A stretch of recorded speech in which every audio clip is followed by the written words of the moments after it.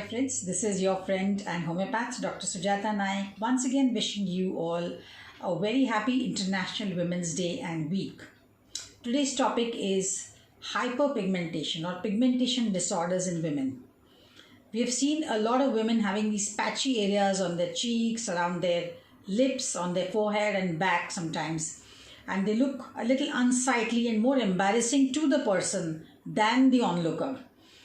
Why does pigmentation occur? Let's just look at some of those common factors. The most important is heredity.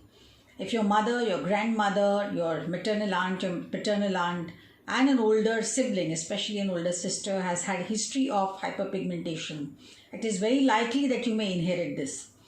So it is best to take preventive measures. So if you know that if your mother has had a pigmentation history, then the time to start preventing it is from your early 20s. The next cause is of course excess sun exposure. The darker your skin, the higher the melanin content in your skin, which makes you more predisposed to developing pigmentation. So the best way to prevent too much of sun exposure is to take a dark black umbrella if you can, especially for young girls. Wear broad brim hats or take a black umbrella. Older women can use sunscreens on a regular basis which have good sun protection factor. Your dermatologist can recommend that to you. Try and avoid too much of sun exposure. That is the best way to prevent pigmentation. The next reason, of course, is a sedentary lifestyle, a very high carbohydrate diet.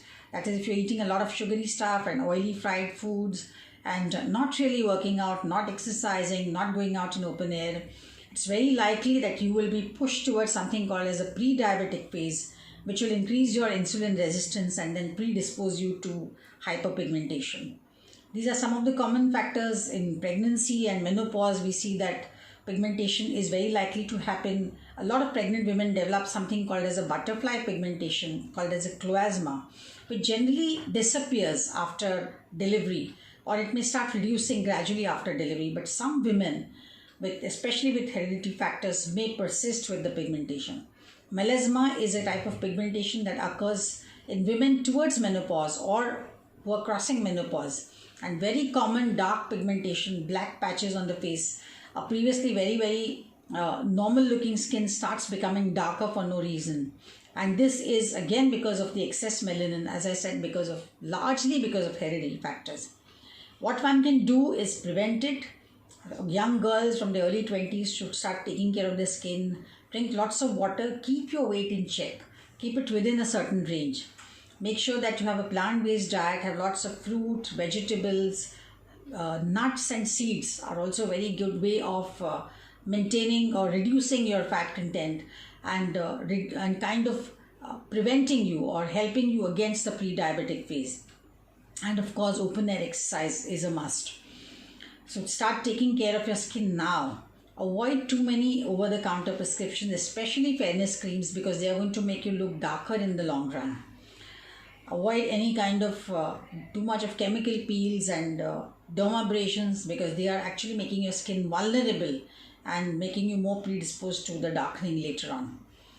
If you already have pigmentation, we can, as a homeopath, I can tell you that we have some remedies which can help to reduce it to a large extent, because we are going to address the root cause of why pigmentation happened in the first place and try and remedy that, try and correct that, especially your predisposition to it. So women who have just started developing this problem, please consult your homeopath right away. Once pigmentation has set in, once those dark patches have come on, it is unlikely that anybody can completely reverse them.